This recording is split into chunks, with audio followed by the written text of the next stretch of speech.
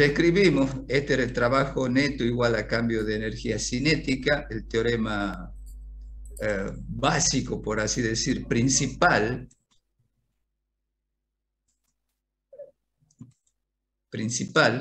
y habíamos demostrado que el trabajo del peso se podía describir como menos cambio de energía potencial gravitatoria.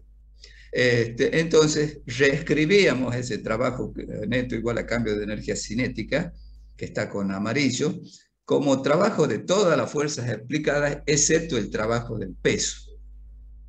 ¿Sí? Demostramos que el trabajo del peso era igual a menos cambio de energía potencial gravitatoria. Ese término que está restando a la izquierda de la igualdad pasa sumando a la derecha y queda cambio de energía cinética más cambio de energía potencial. ¿Está bien? Entonces, reordenando un poco, primero explicitando un poco qué es cada uno de esas variaciones de cinética, energía cinética, variaciones de energía potencial, yo llegaba a que el trabajo de todas las fuerzas aplicadas, excepto ya el trabajo del peso, explicitando la energía cinética final menos la inicial, más la potencial gravitatoria final menos la inicial, reordenaba un poco, agrupaba por un lado cinética final más potencial final y por otro lado cinética inicial más potencial gravitatoria inicial, al término o a la suma de la energía cinética más la energía potencial le denominaba energía mecánica. Entonces quedaba energía mecánica final menos energía mecánica inicial. Reescribiendo el teorema reescribiendo, por eso aclaro bien, el teorema trabajo neto igual a cambio de energía cinética, que partimos de ahí, llegábamos que el trabajo de todas las fuerzas aplicadas, excepto el trabajo del peso, porque está a la derecha el trabajo del peso como cambio de energía potencial gravitatoria, el trabajo de todas las fuerzas aplicadas, excepto el trabajo del peso, era igual a cambio de energía mecánica. En el caso particular de que este término de la izquierda sea cero, el trabajo de todas las fuerzas aplicadas sea cero, puede deberse a dos motivos. Primero, que habrá trabajos positivos con signo más y trabajos negativos con signo menos, de tal manera que la sumatoria sea cero, de trabajo de todas las fuerzas aplicadas. O no hay otras fuerzas aparte del peso, no hay otras fuerzas, entonces el cambio de energía mecánica es cero. En otras palabras, la energía mecánica final es igual a la inicial, o lo que es equivalente es la energía mecánica se conserva, se mantiene constante. ¿Tienen problemas de audio? Parece que es casos particulares los problemas de audio. Sí, lo escucho bien yo, profe. Ah, bueno. ¿Qué es lo que está acá? ¿Sí? Que la energía mecánica se conserva si el trabajo de todas las fuerzas, si el trabajo resultante de todas las fuerzas aplicadas, excepto el trabajo del peso, es nulo, la energía mecánica de la partícula se conserva. En otras palabras, variará la energía cinética, variará la energía potencial, pero la suma de las dos permanece constante. Caso, por ejemplo, sueltan un cuerpo desde una cierta altura, el cuerpo, o sea, inicialmente está a una dada altura respecto a un nivel de referencia, lo suelta, a medida que va cayendo, disminuye la energía cinética, aumenta la potencial gravitatoria, pero la suma permanece constante. ¿Por qué? Porque, sí, Marco. ¿Por qué? Porque la única fuerza que actúa es la fuerza peso, no hay otras fuerzas aplicadas. ¿Está bien? Bueno, ahora, ¿qué pasa con el resorte? con el famoso resorte. Habíamos visto que el trabajo estaba en función de la constante K y del resorte y de X cuadrado era la posición respecto a la posición de equilibrio. Se puede demostrar gráficamente o matemáticamente, está de las dos maneras. Primero matemáticamente, es decir, analíticamente, que el trabajo de la fuerza elástica es menos, acá está con la fuerza Kx, pero ya sabemos que la fuerza elástica que hace el resorte sobre la masa m es de la forma menos K por X. El trabajo de la fuerza elástica que hace un resorte, fuerza que hace un resorte sobre una masa m, es menos, y observen, un medio de kx cuadrado menos un medio de kx0 cuadrado. Es decir, al término un medio de kx cuadrado se denomina energía potencial elástica. Entonces sería menos la energía potencial elástica final menos la energía potencial elástica inicial, menos el cambio de la energía potencial elástica. Está puesto ahí. ¿Sí? ¿Sí? El trabajo de la fuerza elástica, fuerza que hace el resorte sobre una masa m, que está unida al resorte, es menos el cambio de energía potencial elástica. K se mide en newton sobre metro, X se mide en metro al cuadrado, me queda newton metro, es decir, joule. La energía potencial elástica se mide en joule. Entonces, reescribiendo, sí. ¿Este está en el aula? O sea, este apunte. Sí. Gracias. Sí, reescribiendo este teorema, trabajo de todas las fuerzas aplicadas, excepto el trabajo del peso, igual a cambio de energía mecánica, lo podemos reescribir como trabajo de todas las fuerzas aplicadas, menos el trabajo del peso, menos el trabajo de la fuerza elástica, cuando haya una fuerza elástica actuando sobre la partícula, sobre la masa puntual, es decir, cuando la masa m esté unida a un resorte, quedaría de esta forma. El cambio de energía potencial gravitatoria, que está a la izquierda, el trabajo del peso pasa sumando a la derecha, y el de la fuerza elástica, el trabajo de la fuerza elástica, hola chicos, buen día, el trabajo de la fuerza elástica, que está restando a la izquierda, pasa a la derecha. Entonces, cuando la masa m esté unida a un resorte, ¿sí?, la energía mecánica de la masa m será la energía cinética de la partícula más la energía potencial gravitatoria de la partícula más la energía potencial elástica debido al trabajo de la fuerza elástica que hace el resorte. ¿Sí? Más explícitamente es eso. La energía mecánica se convierte de esa manera. Cuando, insisto, la masa puntual esté unida a un resorte. ¿Está bien? Recién entonces va a aparecer la energía potencial elástica, que depende de la posición respecto a un sistema, a un origen de coordenadas. Bien. Nuevamente, cuando la suma de todas las fuerzas aplicadas, excepto el trabajo de todas las fuerzas aplicadas, excepto el trabajo del peso y el trabajo de la fuerza elástica, sea cero, el cambio de energía mecánica será cero.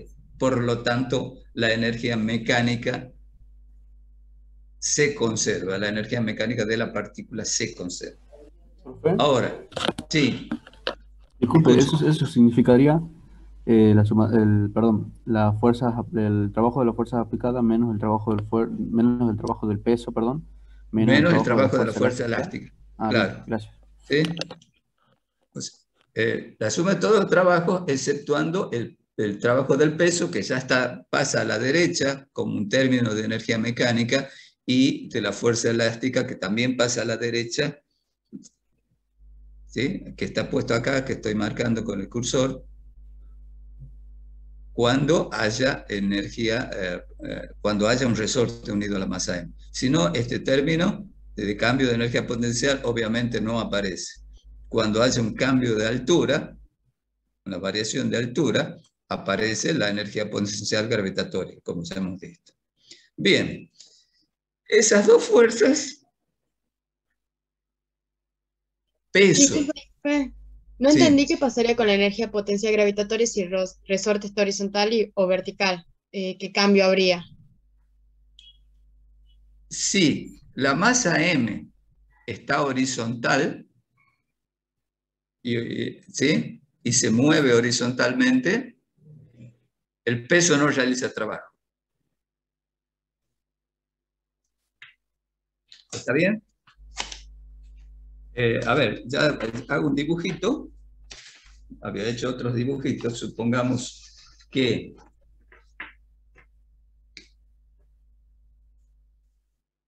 Sí, en ese caso no habría energía potencial gravitatoria, ¿verdad? exacto.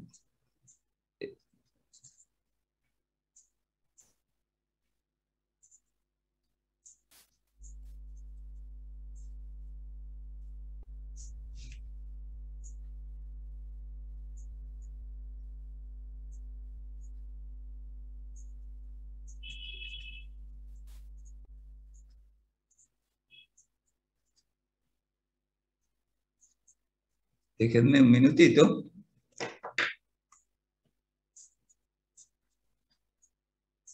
O sea que con el resorte horizontal serían solo dos sumandos, ¿verdad? Ahí en lo de energía mecánica. Exactamente. Ahí, a ver si lo ven. A ver si lo ven. Bien, supongamos, obviamente, superficie lisa. Supongamos que tengo un resorte y la masa M unida al resorte. Sobre una superficie, la masa M está sobre una superficie horizontal lisa. Inicialmente, el resorte está en la posición X igual a 0. Perdón, la masa M está en la posición X igual a 0, posición de la masa M que corresponde al resorte sin deformar, sin estirarlo o sin comprimirlo. Lo separamos hasta X igual a la masa M, el resorte se estira, lo soltamos y se comprueba experimentalmente que la masa M tiene un movimiento de vaivén entre A y menos A, así. ¿Sí?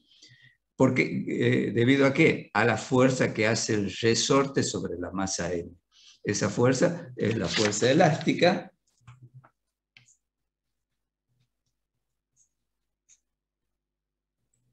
Fuerza elástica, que es de la forma menos K por X. ¿Sí? Donde X es el desplazamiento de la masa M respecto a la posición de equilibrio, que era X igual a 0.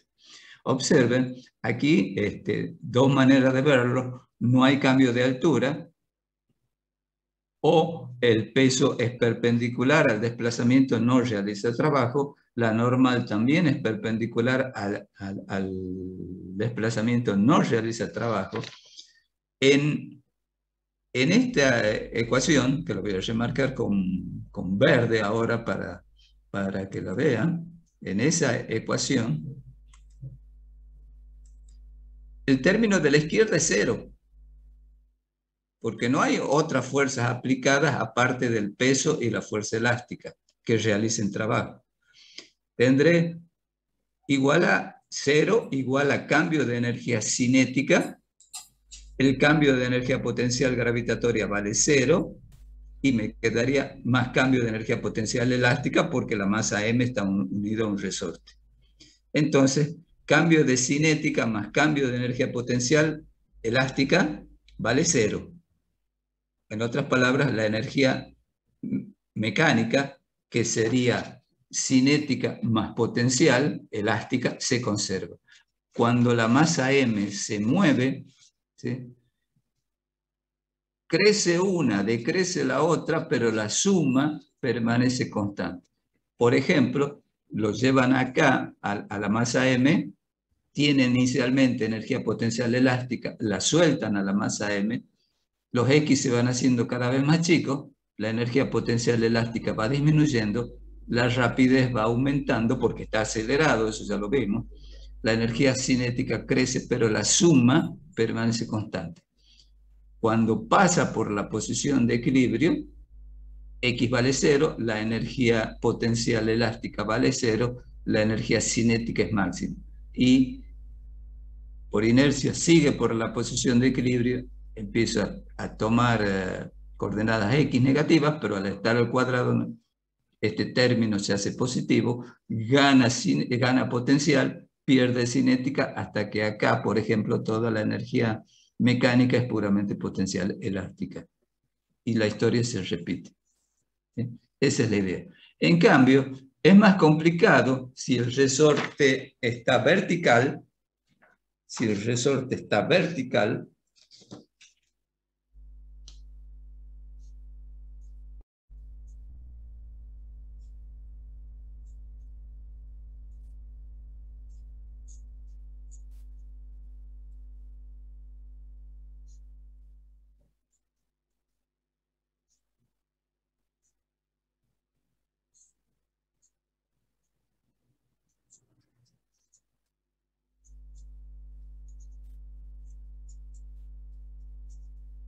pero tengo el resorte inicialmente, sin deformar,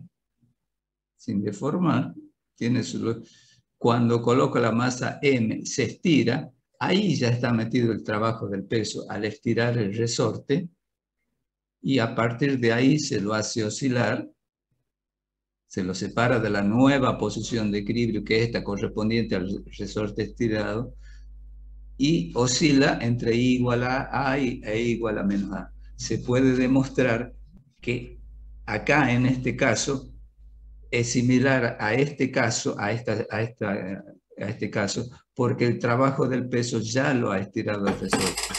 Entonces puedo hablar de energía cinética y energía potencial elástica respecto a la nueva posición de equilibrio que corresponde al resorte estirado. Primero está el resorte sin estirar, la masa M lo estira y a partir de ahí lo ponemos a oscilar y se puede demostrar que la energía mecánica es un medio de mv cuadrado más un medio de KI cuadrado. ¿Sí? Esas serían las dos situaciones. ¿No también se agregaría la potencial, la energía potencial gravitacional? En este caso no, porque como les digo, el trabajo del peso sirve para estirar el resorte. No es exactamente una situación como esta, sino acá está estirado ya el resorte. ¿Sí? Entonces, haciendo un sistema de cambio de coordenadas, que ya lo vamos a hacer, creo que hay un problema en la práctica donde trata esta situación. Haciendo un sistema de cambio de coordenadas nada más, se demuestra que la energía mecánica, cuando oscila, una vez que ya está deformado el resorte, la energía mecánica es cinética más potencial elástica. La potencial gravitatoria o el trabajo del peso sirvió para la deformación inicial del resorte. Bueno, sigamos. Profe, Sí. ¿y en qué caso estarían la energía cinética, la potencial y la gravitatoria, digamos? La elástica, digo, y la gravitatoria. ¿En qué caso podrían encontrar las tres? Complicadito, pero por ejemplo, un cuerpo que se mueva en un plano inclinado sobre una superficie lisa.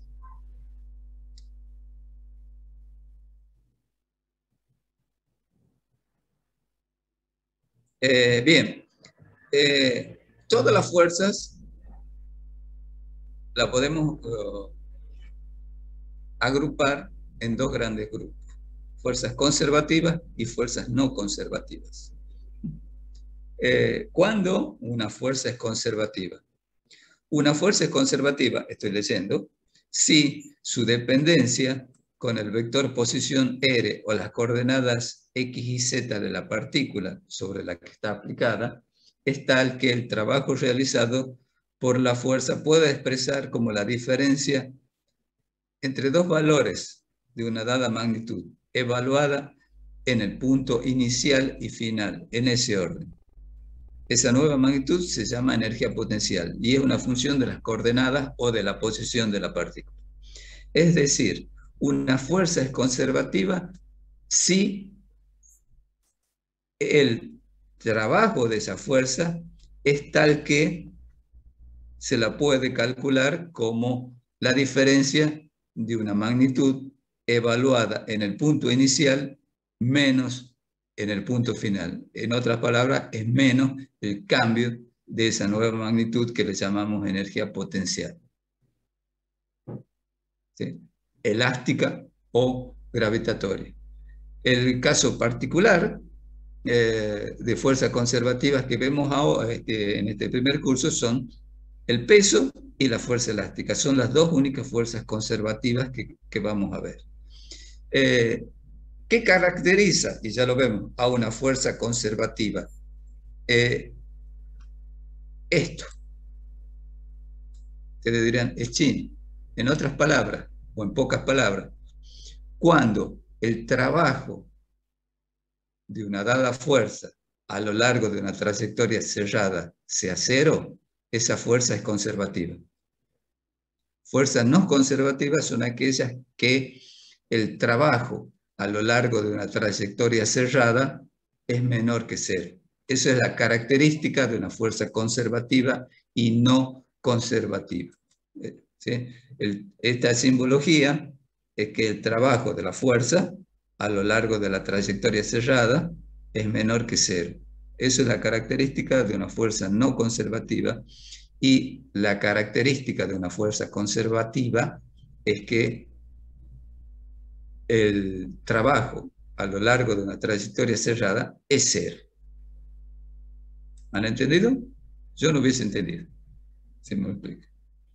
Miren.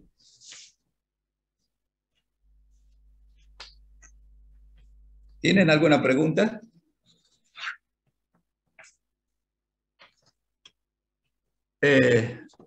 Bueno, yo pregunto si el peso es una fuerza conservativa. Sí, el peso y la fuerza elástica. La fuerza elástica. Y la no conservativa sería una fuerza aplicada desde afuera, digamos.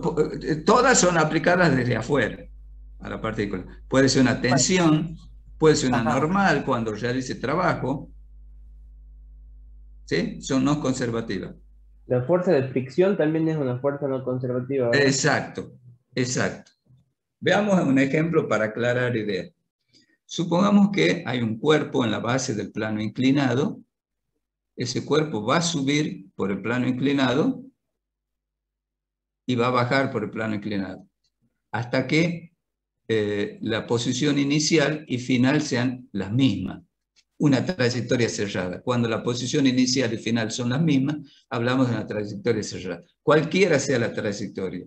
Una trayectoria de cualquier forma, de tal manera que la posición inicial y final sean iguales, es una trayectoria cerrada.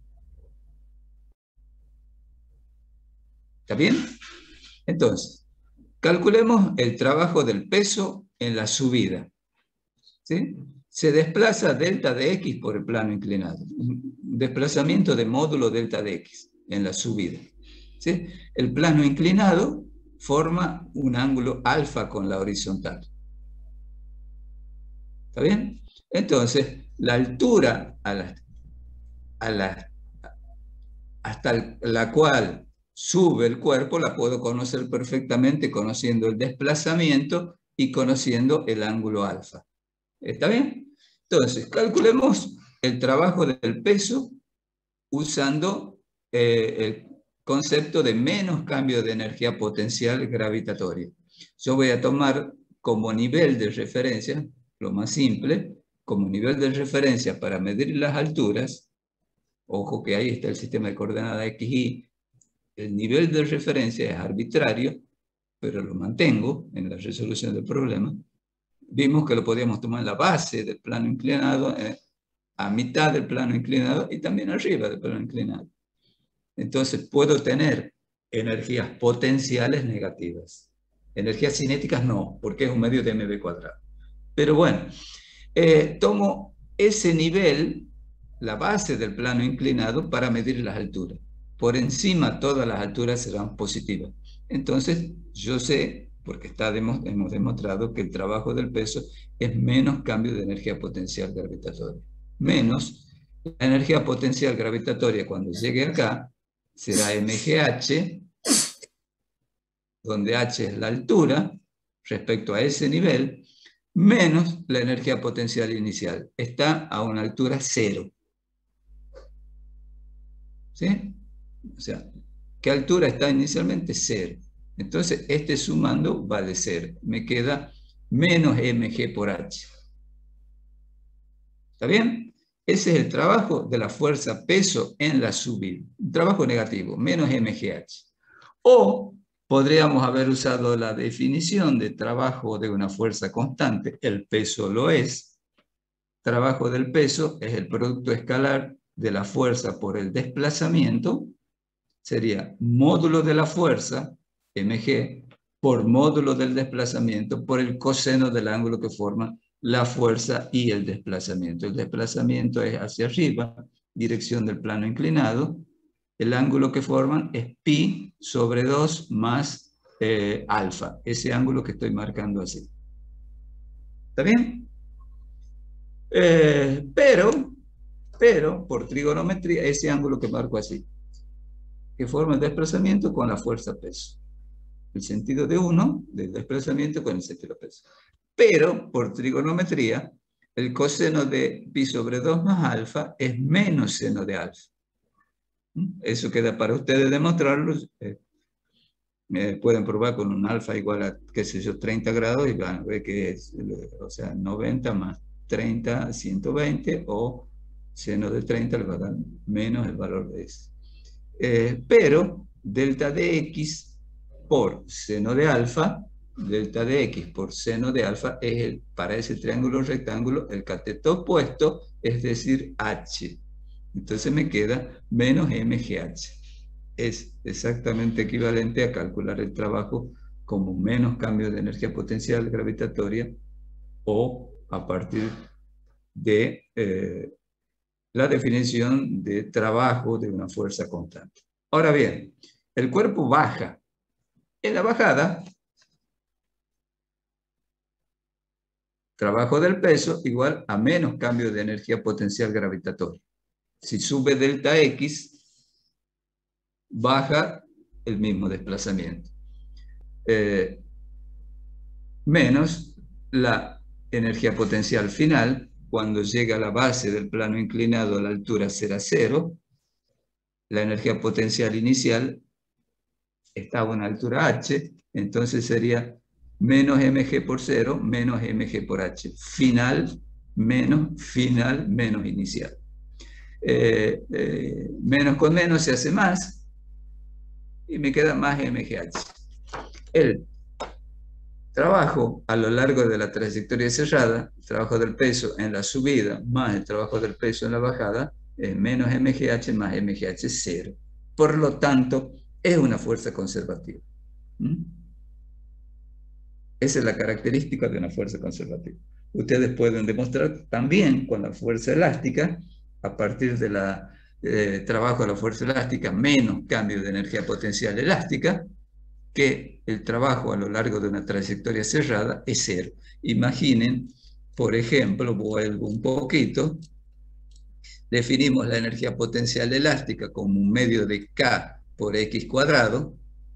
Cuando el resorte vaya desde un X0 hasta un X y vuelva a X0, el cambio de energía potencial, el X final es X0, el X inicial es X0, el cambio de energía potencial es 0. El trabajo de la fuerza elástica es 0. ¿Sí? Ahora bien. Entonces acá el cambio de la energía mecánica sería una constante, sería la misma. ¿O ya estoy confundida? Sí. No hay otra fuerza. Claro, para el peso. Para el peso. ¿Sí? Eso es la característica de una fuerza conservativa. O sea, no hace perder energía mecánica. ¿Está bien? En cambio, por ejemplo, el roce. Supongamos que recién calculábamos el trabajo del peso. Supongamos que el cuerpo sube por el plano inclinado. Si subió delta X, bajará delta X. Ustedes saben que en la subida, la fuerza del roce está ahí marcada con rojo, se opone al movimiento. Entonces, en la subida es una fuerza constante. Puso la definición del trabajo de una fuerza constante, producto escalar de la fuerza por el desplazamiento. Ahí está indicando con un punto bien marcado que se trata de un producto escalar. Sería, de acuerdo a la definición de producto escalar de dos vectores, módulo de la fuerza de roce por módulo del desplazamiento por el coseno del ángulo que forman ambos vectores. La fuerza de roce en la subida tiene sentido menos x, el desplazamiento más x, el ángulo que forman ambos vectores, pi, o 180 grados. El coseno de pi es menos 1, entonces me queda menos fuerza de roce por desplazamiento. En la bajada, vuelvo a usar la definición, módulo de la fuerza de roce por módulo del desplazamiento por el coseno. En la bajada, la fuerza de roce es hacia arriba,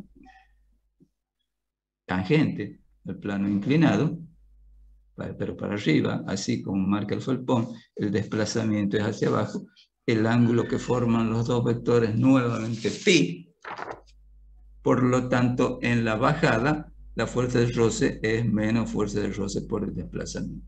A lo largo de la trayectoria cerrada, la fuerza de roce en la subida más la fuerza de roce en la bajada no es cero, sino es negativo. Hace disminuir la energía mecánica.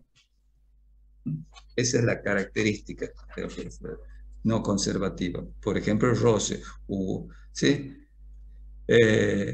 Fuerza no conservativa, está ahí acá, el trabajo, esta simbología de una integral, esa S alargada, nada más que con un circulito ahora, trabajo a lo largo de una trayectoria cerrada, es menor que cero.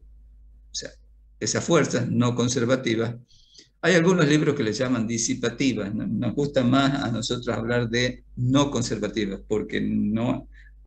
hacen que no se conserve la energía mecánica. ¿Sí? Cuando, por ejemplo, supongamos que hay sobre un cuerpo, vuelvo a esta expresión, con la energía mecánica en su forma más general, cinética, más potencial elástica, más potencial gravitatoria. Acá está el trabajo de todas las fuerzas aplicadas, menos el trabajo del peso, menos el trabajo de la fuerza elástica. Supongamos que hay una tensión de una cuerda. Esa tensión realizará trabajo positivo, porque está tirando del cuerpo y la fuerza y el desplazamiento tienen igual sentido. Entonces hace aumentar la energía mecánica. Este trabajo es positivo, hace aumentar la energía mecánica. ¿Está bien? No significa que esa tensión sea conservativa, ojo, pero esa hace aumentar la energía mecánica. En el caso de si hubiese roce, por ejemplo, aparte del peso y aparte de la fuerza elástica, la izquierda de la igualdad, el trabajo de todas las fuerzas aplicadas, excepto el trabajo del peso y la fuerza del roce, de la fuerza elástica, sería negativo, si por ejemplo hay un rozamiento. Entonces, el cambio de energía mecánica es negativo, se pierde energía mecánica, hace que disminuya la energía mecánica del cuerpo, de la partícula.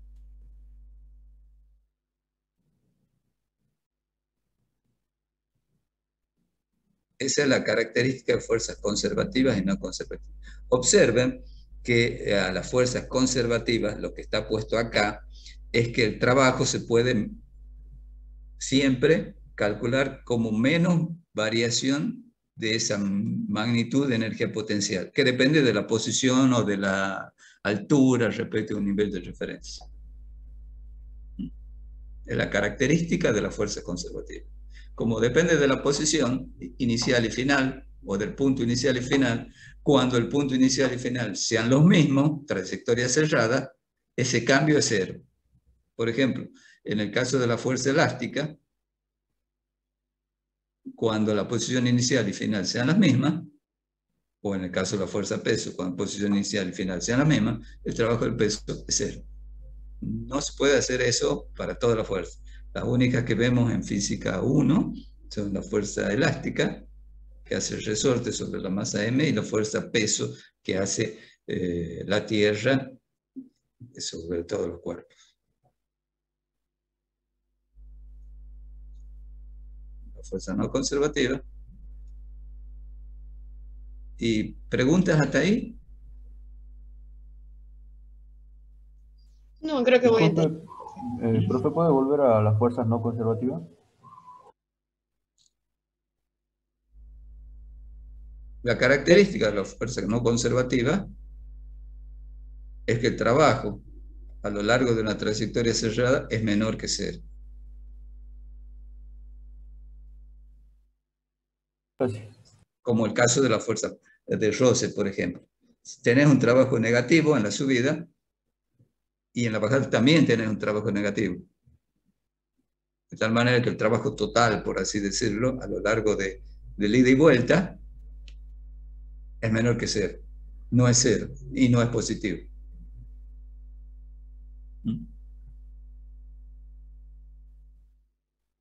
En símbolos es lo que está marcado en verde en el apunte. Pero una manera práctica de verlo, como Si es positivo, ¿qué pasa? aumenta la energía mecánica. Una tensión, suponte que hay una tensión acá, está subiendo, hay una fuerza que hace que suba, ese sí te hace aumentar la energía mecánica. Y ese también sería no conservativo, ¿verdad? No conservativa. Entonces también puede ser que el trabajo de la fuerza no conservativa Habría que ver qué pasa a la vuelta. Lo más probable que a la vuelta, para volver, la tensión no sea lo mismo. Aunque el desplazamiento sea cero, la tensión en la subida no será ya la misma que en la bajada. ¿Está bien o no? ¿Está claro o no? O lo explico con un ejemplo. Sí, porque no me queda claro qué pasaría, por ejemplo, porque dice que es menor que cero la fuerza del trabajo. El trabajo a lo largo de una trayectoria cerrada. Eso estoy diciendo. Claro, entonces no entiendo cómo no podría ser mayor que cero, eso es lo que me marea. ¿Cómo? No entiendo cómo podría... Mayor que cero, o sea, va eso de, por ejemplo, si va aumentando la velocidad, ¿por qué no sería mayor que cero el trabajo de la fuerza no conservativa? Porque siempre tienden a disminuir la energía mecánica. Esta, por ejemplo, suponte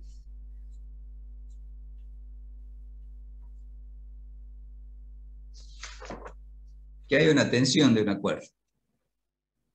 ¿Sí? ¿Está bien?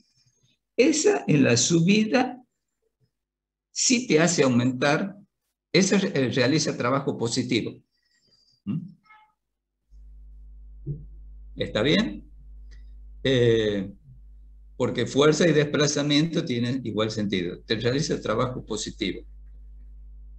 Pero tengo que analizar qué pasa a lo largo de la trayectoria cerrada. O sea, cuando llega aquí el cuerpo, si es cierto, esa tensión realiza trabajo positivo, esa fuerza sí te hace, el trabajo de esa fuerza sí te hace aumentar la energía mecánica, esta no. Esta no. Sí, a ver. Sería que el trabajo de mayor módulo siempre va a ser negativo, o sea, siempre va a estar restando. No necesariamente.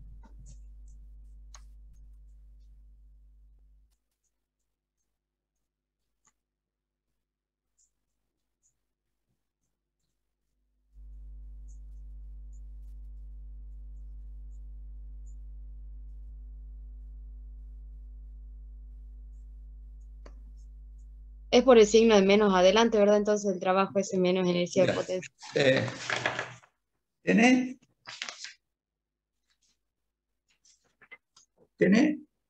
Tenés presente, imagínate, tenés la fuerza T, la fuerza del Ross, el peso y la normal. En este caso, la normal, como es perpendicular al desplazamiento, no realiza trabajo. ¿Sí?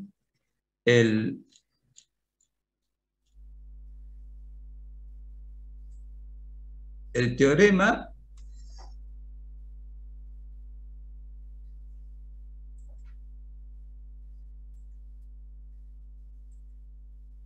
¿se lo ve ahí? No.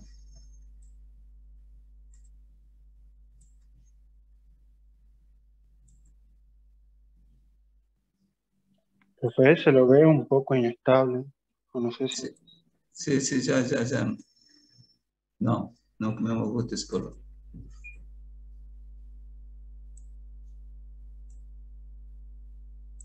Eso que estoy marcando, ¿lo ven?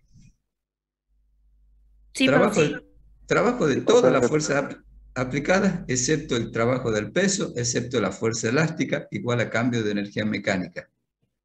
Lo particularicemos para esta situación. Por ejemplo, supongamos que el cuerpo sube debido a una fuerza T, lo estoy tirando de una cuerda, sobre una superficie áspera.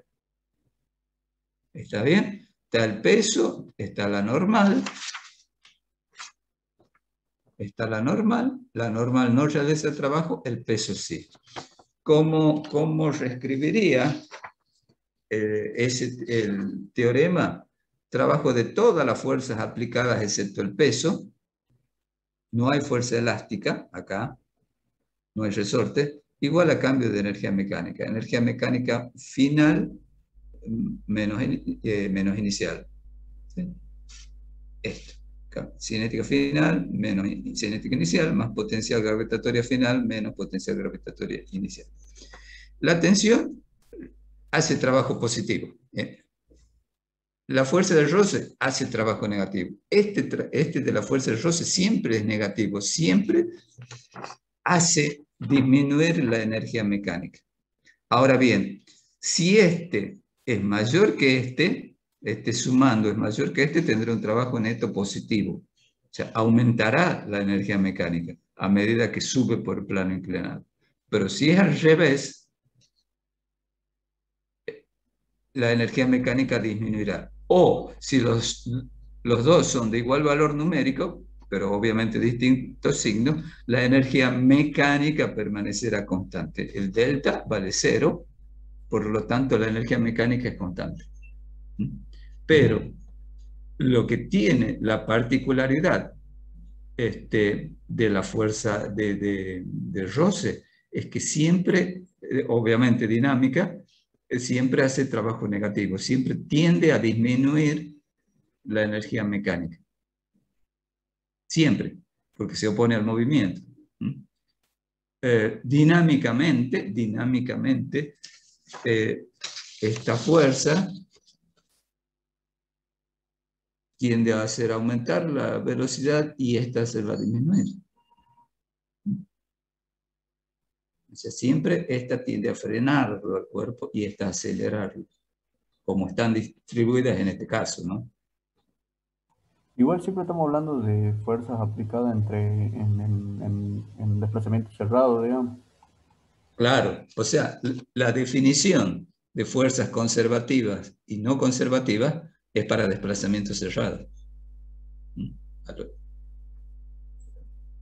Yo digo desplazamiento cerrado cuando la posición inicial y final coinciden. Claro, profe, entonces, por ejemplo, si la tensión esa, supongamos que es una fuerza no conservativa, por más que esté aumentando la energía mecánica, debería dar menor que 0 en la sumatoria de esa fuerza, digamos. No. Si está aumentando la energía mecánica, te va a dar mayor que 0. La sumatoria esta. Perdón, digo cuando vemos lo de la integral. No sé por qué dije sumatoria. Ah, está bien, sí. Profe, entonces en un desplazamiento cerrado puede ser positivo, puede ser mayor a cero, digamos. Sí, ¿Sí? sí, pero eso no caracteriza que sea conservativa. Ah, ok.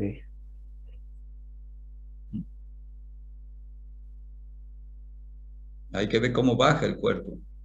Entonces, capaz que eh, eh, en la bajada, en la subida, vamos a la tensión, trabajo positivo, solita, ¿sí? Fuerza por desplazamiento. Si lo hacemos bajar, tirándolo con una fuerza de tensión, el trabajo es positivo. A lo largo de una trayectoria cerrada no es cero. ¿Está bien? Lo hacemos subir con una tensión dada, 10 newton, por dar un ejemplo. Lo hacemos bajar, hay que ver qué tipo de movimiento tiene, pero lo que va a tener ese trabajo en la bajada, tienen la tensión, lo vayan tirando, y tienen el desplazamiento, el trabajo de la tensión es positivo. No sé qué valor numérico tendrá la tensión, pero ambos trabajos de subida y de bajada de la tensión son positivos. Y observen, para que sea conservativa, a lo largo de una trayectoria cerrada es 0. Para que sea no conservativa, a lo largo de una trayectoria cerrada tiene que ser menor que 0.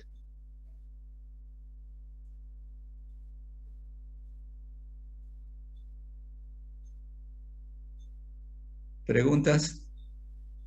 Otra condición para esta trayectoria cerrada sería que en la vuelta, digamos en la bajada, no influya ninguna otra fuerza que no haya estado en la subida, ¿verdad? Tienen que ser las... También, porque puede ser que la tensión actúe en la subida, no en la bajada. Y ahí ya no sería un circuito cerrado y ahí Ya puede no es ser... circuito cerrado, nada de lo que he dicho vale o aplicable. Pero en general, una fuerza de roce tiene esa característica. La fuerza pesos tienen esas características. Entonces, por eso hablamos de fuerzas conservativas y no conservativas. Por último, antes de que entre Zenón a la clase, se define la potencia, que indica qué tan rápido se realiza un trabajo, la potencia. Se define la potencia media como el trabajo realizado por una dada fuerza, no una fuerza F cualquiera, la fuerza de roce, una fuerza de tensión, la que sea, una fuerza con la que tiran el cuerpo, como el trabajo realizado dividido en el intervalo de tiempo empleado en realizarlo.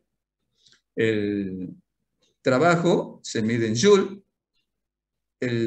los tiempos y los intervalos de tiempo en segundos. Joule sobre segundo se denomina watt y se denota con una letra W mayúscula. Tengan mucho cuidado de no confundir la W de trabajo con la W de unidad de potencia. Joule sobre segundo es watt. La potencia instantánea, en cada instante, esta es potencia media para un dado intervalo de tiempo, en cada instante se define a partir de, sería la derivada de W respecto a T, o el límite de W sobre delta de T para delta de T tendiendo a 0,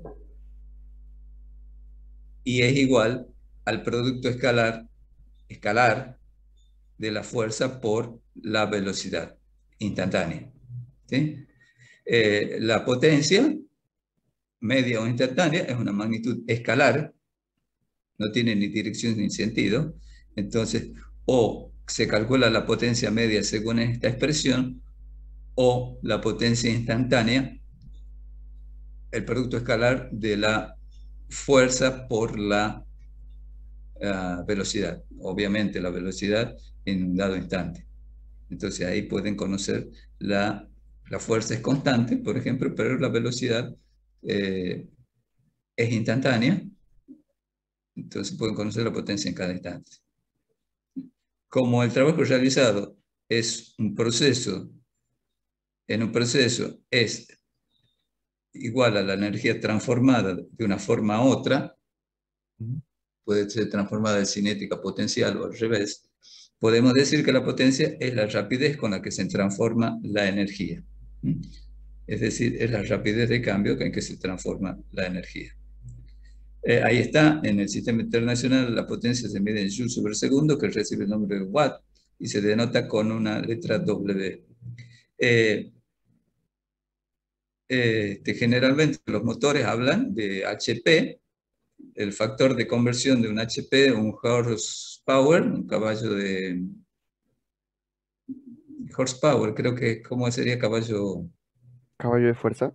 Caballo de fuerza, exacto. Sí, gracias. Es equivalente a 746 watts.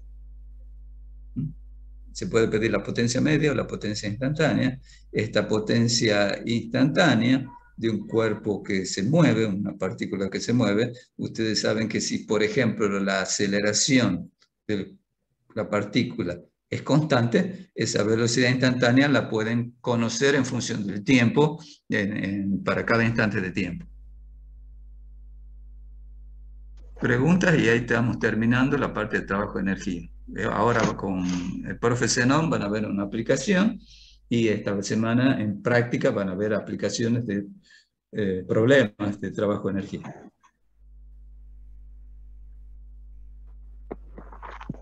¿Preguntas? A ver, el chat.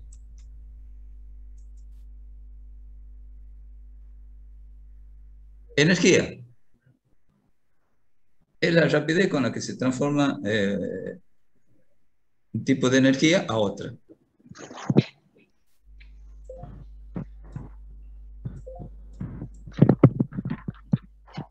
Por ejemplo, de transformar de la energía eléctrica a energía mecánica.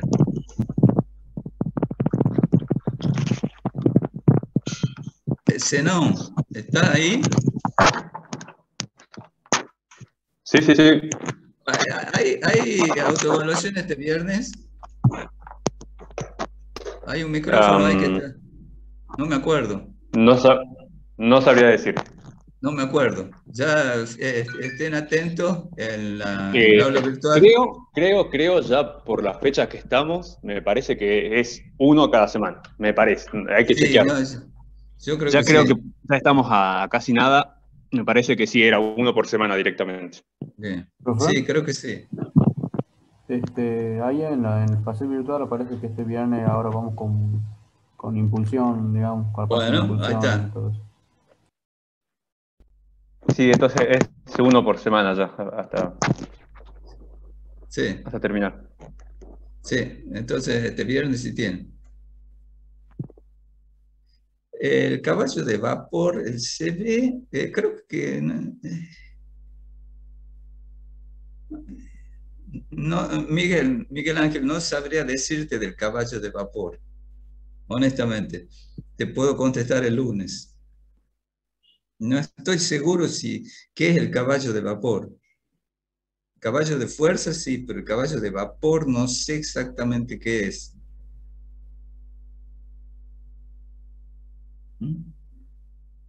Te contesto el lunes.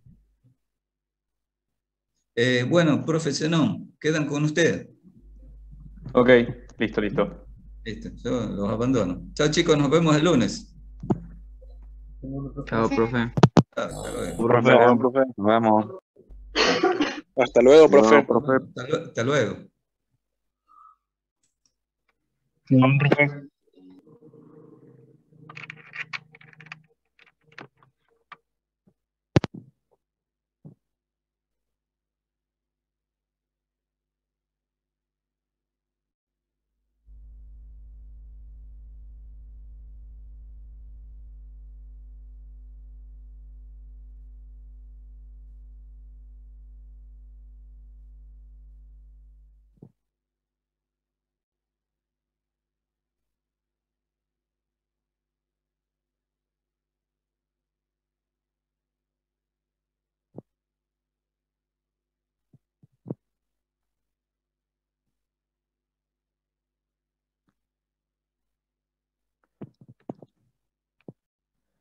Buenos días, ¿cómo están todos? ¿Me escuchan bien? ¿Pueden ver la presentación? Escucho bien, buen día. Sí, se ve la presentación. Ok, perfecto, perfecto. Muy bien, entonces hoy vamos a seguir con la unidad 4, que es trabajo de una fuerza y energía de una partícula o un objeto, perteneciente a la unidad 4. Entonces, como todas las semanas, lo primero que vamos a realizar es hacer un breve repaso de los conceptos a utilizar en la resolución de este problema. Si recuerdan un poco la clase pasada, vimos el concepto de energía cinética de un cuerpo, la cual está asociada al estado de movimiento de dicho cuerpo, ¿verdad? Ahora vamos a pasar a otro tipo de energía, que es la energía potencial gravitatoria, energía potencial a secas, donde tenemos energía potencial gravitatoria en un caso, y otro caso es energía potencial elástica, ¿bien?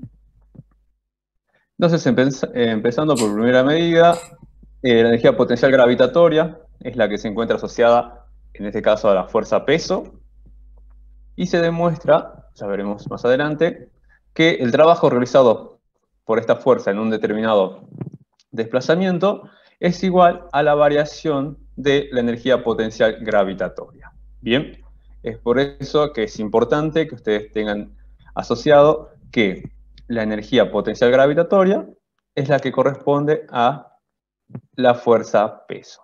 Y la relación mediante la cual estas dos magnitudes se relacionan es que el trabajo realizado por la fuerza peso en un determinado desplazamiento es igual a la variación de la energía potencial que experimenta dicho cuerpo durante ese desplazamiento.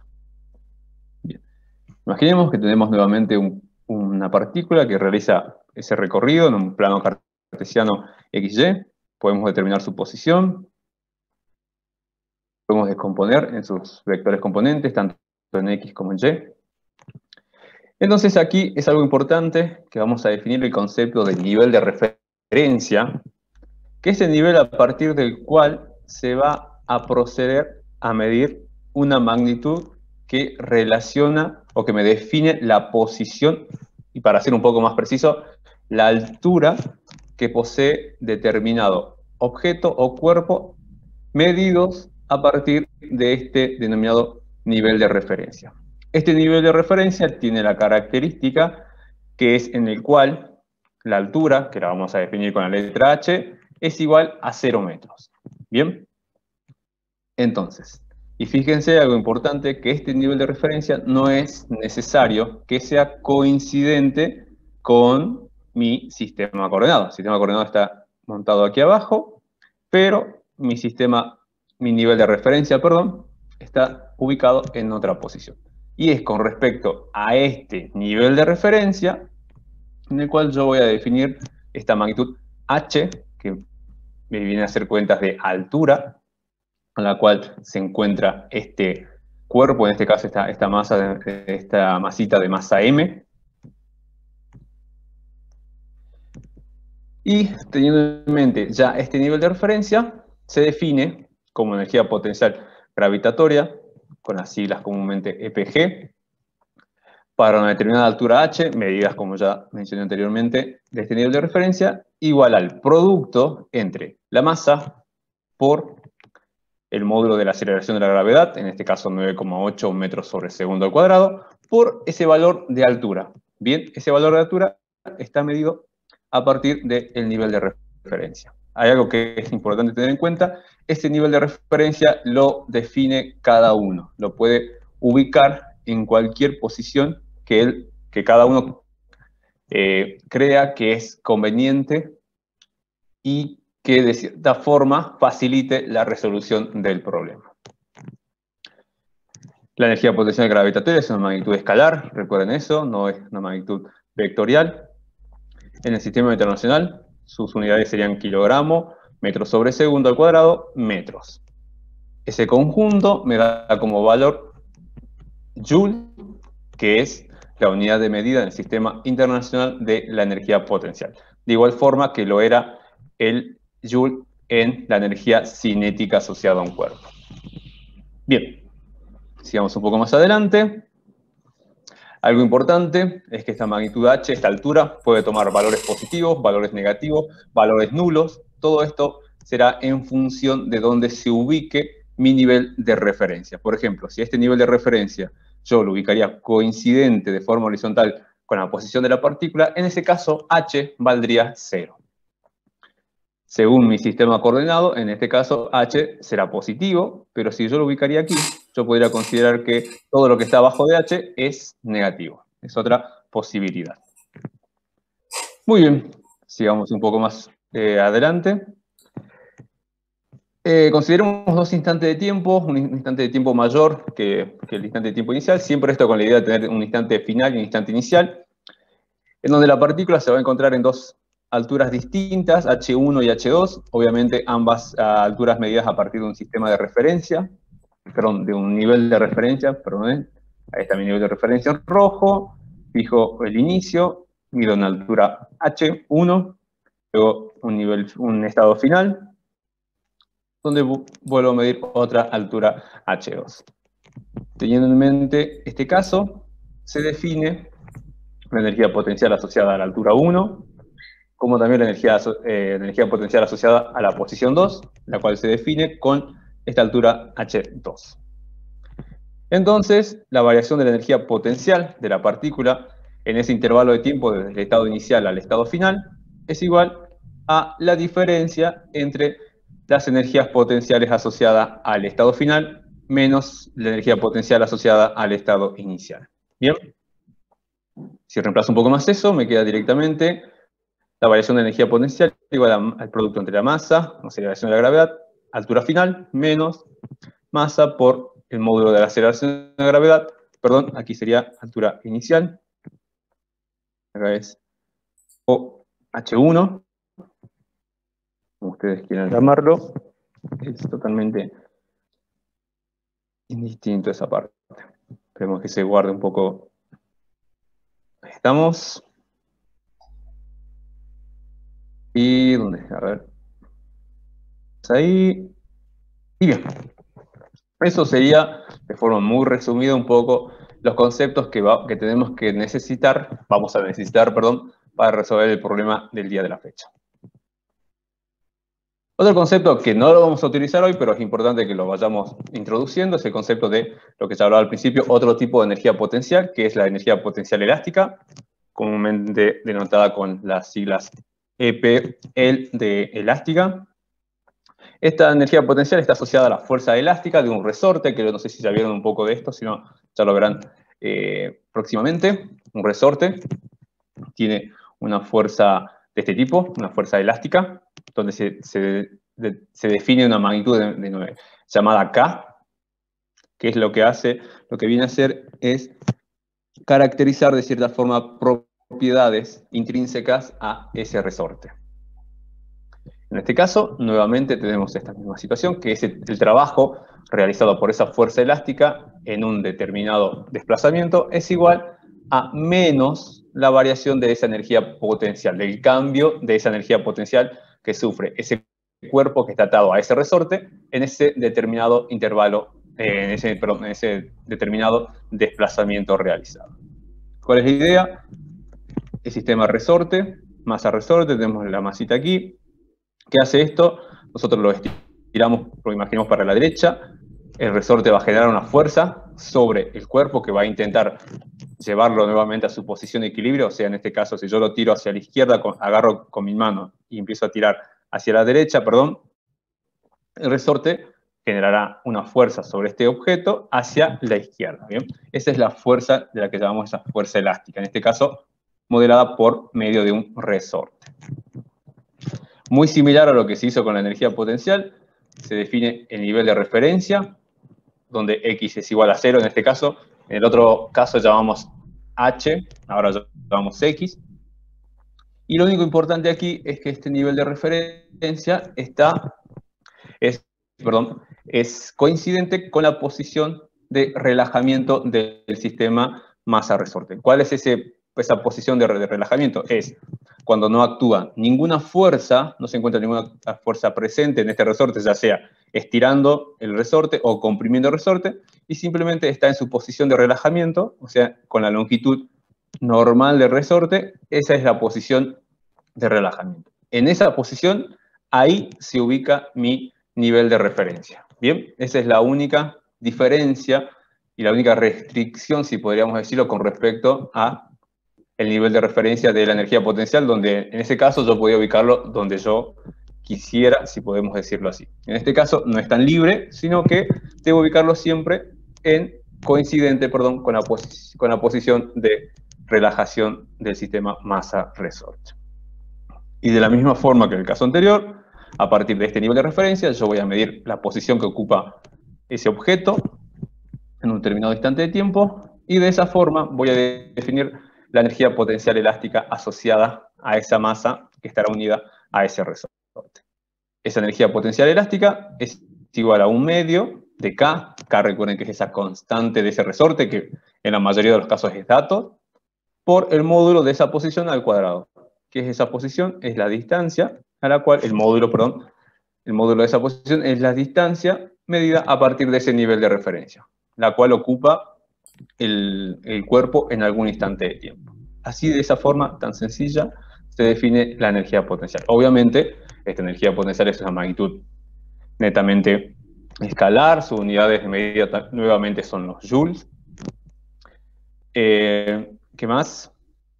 Bien, si tenemos otra vez el caso de dos instantes de tiempo distintos, por ejemplo, un T1 donde está aquí, un T2 donde el cuerpo se encuentra en una posición totalmente distinta a la inicial, X1 y X2 son definidos, dos posiciones arbitrarias. Entonces se define la energía potencial elástica asociada al primer punto como energía potencial asociada a esa segunda posición, X2. Siguiendo con la misma lógica anterior, se define la variación de esa energía potencial elástica. Simplemente la diferencia de la energía potencial asociada a cada una de esas posiciones, que a su vez está asociada a cada uno de esos instantes de tiempo. Muy bien, eso de forma muy resumida es un resumen, valga la redundancia, de lo que es energía potencial, considerando energía potencial elástica y energía potencial gravitatoria. En la clase de hoy, como les dije, solamente vamos a ver energía potencial gravitatoria. Esta energía potencial elástica asociada a un resorte lo veremos en la clase de la siguiente semana, donde volveremos a repasar nuevamente este concepto. Muy bien, siguiendo un poco de la mano, otro concepto interesante es el concepto de fuerzas conservativas, donde lo primero que debemos hacer es definir a qué se llama fuerza conservativa, que son fuerzas que realizan trabajo sobre un cuerpo y que siempre tienen las siguientes propiedades. Eso es lo principal con lo cual nosotros vamos a decir si esta fuerza es de tipo conservativo o no. Si cumple las siguientes características o propiedades, en todos los casos, para cualquier intervalo de tiempo, para cualquier desplazamiento, el que sea, se cumplen estas características, entonces estamos tratando con una fuerza de tipo conservativo. La primera de ellas es que el trabajo realizado por esa fuerza tiene la característica de que se puede expresar directamente como la diferencia entre el estado inicial y final de su energía potencial asociada. En otras palabras, es que el trabajo realizado por una fuerza conservativa es igual a menos la diferencia de la variación de la energía potencial asociada. Bien, esa es una de las principales características que debe tener una fuerza de tipo conservativa. Que si ustedes recuerdan un poco, vimos ya esta condición en los dos tipos de energías anteriores y sabemos qué tipo de fuerzas ya de antemano son de tipo conservativo. Por otro lado, el trabajo debe ser reversible. ¿Esto qué significa? Que haya una condición de bidireccionalidad entre las energías cinéticas y potenciales. Eso ya lo veremos ahondaremos un poco más en este concepto a lo largo de la resolución del práctico del día de la fecha. Esto lo que nos quiere implicar es que exista una conversión de lo que es energía potencial a energía cinética y viceversa, lo que es energía cinética a energía potencial durante ese desarrollo de ese trabajo. Debe haber esa migración o esa transformación de energía a otro tipo de energía cinética a energía potencial y luego en viceversa. Algo importante que solamente no depende de la trayectoria que sigue el cuerpo, o sea, del desplazamiento que sigue, sino que simplemente de la posición final y la posición inicial. Eso es lo más importante para definir la fuerza conservativa. Que podemos decir que el trabajo que realiza una fuerza de tipo conservativo es independiente del trayecto que siga ese cuerpo y que solo depende del estado final y el estado inicial. Esa es otra característica de una fuerza de tipo conservativo. Y una consecuencia de la anterior característica es que si el estado inicial y final son el mismo, o sea que coinciden, de cierta forma el cuerpo da una vuelta cerrada, en ese caso el trabajo realizado por esa fuerza conservativa será igual a 0. Cuando el punto inicial y el punto final son los mismos, son coincidentes, o sea que dio un ciclo cerrado, en ese caso el trabajo realizado por esa fuerza será igual a 0. Esas son, de cierta forma, características que definen a una fuerza conservativa. Sé que quizás no queda muy en claro, pero afortunadamente, para nosotros, en Física 1, ya de antemano, tenemos 2 ejemplos de fuerzas conservativas, que son con las cuales vamos a trabajar en Física 1. ¿Bien? ¿No son las únicas? No lo son, pero para nosotros en Física 1 son las únicas que vamos a llegar a ver. ¿Quiénes son estas fuerzas? La fuerza peso y por otro lado la fuerza elástica, esa fuerza que estaba asociada a un resorte. Para nosotros en Física 1 vamos a entender como fuerzas de tipo conservativo la fuerza peso y la fuerza elástica ejercida por un resorte sobre un objeto. ¿Existen otro tipo de fuerzas de tipo conservativo? Sí, existen, pero no lo vamos a estudiar este año, sino que estudiarán el año que viene en lo que se conoce como Física 3. Y fuerzas de carácter no conservativas son todas aquellas fuerzas que justamente no son conservativas. Ejemplos de estas fuerzas para nosotros en Física 1 son la fuerza de roce, la normal, las tensiones que están realizadas por un hilo, por un cable, por una cadena, por lo que sea, o cualquier otra fuerza externa. Por ejemplo, la fuerza que ejerzo con mi mano al empujar una caja, en ese caso también será una fuerza de tipo no conservativo. Bien, entonces, para nosotros en Física 1, peso y fuerza elástica, fuerzas de tipo conservativo. Todas las otras fuerzas, como podemos acá, fuerza de roce, normal, tensiones, cualquier otra fuerza externa, fuerzas de carácter no conservativo. Muy bien. Entonces, teniendo eso en mente, damos un paso más adelante y seguimos. ¿Profe? Sí. ¿Puede volver un segundo a la diapositiva en la que mostraba la energía elástica? Si saco una foto.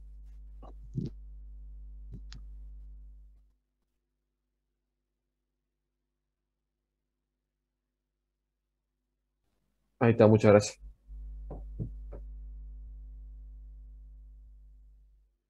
Por último, lo que vamos a volver a ver un poco o a reescribir es el teorema de trabajo y energía cinética. Si ustedes recuerdan que el trabajo neto sobre una partícula en un determinado desplazamiento era igual a la variación de la energía cinética experimentada por ese objeto en ese mismo desplazamiento o ese mismo intervalo de tiempo, como ustedes quieran verlo. Donde esa variación de energía cinética era la resta de estos valores escalares de la energía cinética asociada al estado final de ese objeto, menos la energía cinética asociada al estado inicial de dicho objeto. Energía cinética en el estado final, energía cinética en este caso son posiciones, puede ser exactamente lo mismo. Ahora, vamos a reescribir un poco esta situación, esta energía cinética, este teorema. Y lo primero que vamos a hacer es, con este concepto de fuerzas conservativas y fuerzas no conservativas, vamos a desdoblar este trabajo en el trabajo realizado por fuerzas de carácter no conservativo y el trabajo realizado por fuerzas de tipo conservativo. Bien, simplemente se hizo eso, se desdobló, por decirlo así, el trabajo neto, que era el trabajo, que era la suma de los trabajos realizados por todas las fuerzas que estaban presentes sobre ese objeto en un determinado desplazamiento. Ahora, como ya vimos un poco, una de las características de las fuerzas conservativas es que su trabajo es igual a menos el cambio de su energía potencial asociada. Esto sería energía potencial final menos energía potencial inicial. Eso es una característica intrínseca a una fuerza de tipo conservativo, que su trabajo sea igual a la variación de su energía potencial. Teniendo eso en mente, reemplazo simplemente, fíjense, nada extraño. Ahora este valor lo puedo pasar hacia el otro lado, hacia el otro miembro, está restando, pasará como sumando, y ¿qué tengo finalmente? Que el trabajo realizado por las fuerzas no conservativas es igual a la variación de la energía cinética más la variación de la energía potencial. Ahora, si ustedes recuerdan un poco de la teoría seguramente, esta suma entre los valores de energía cinética y energía potencial recibe un nombre y es la energía mecánica asociada a un objeto. La energía mecánica es la suma de la energía cinética más la energía potencial. Por ejemplo, la energía cinética que tiene en un determinado instante de tiempo un objeto será la suma de la energía cinética asociada a ese objeto en un instante de tiempo dado, más la energía potencial asociada a ese objeto en un determinado instante de tiempo.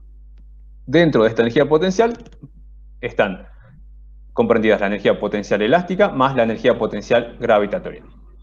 Pueden estar las dos presentes, como puede estar solamente una de ellas o ninguna de ellas. Porque puede haber un resorte en el problema, va a haber energía potencial elástica. Si no hay ningún tipo de resorte, no tiene sentido hablar de energía potencial elástica. Por eso digo que están comprendidas dentro de esta energía potencial, pero pueden estar ambas energías, potencial elástica y potencial gravitatoria, puede estar solamente una de ellas, o puede darse el caso que no esté ninguna de ellas presente.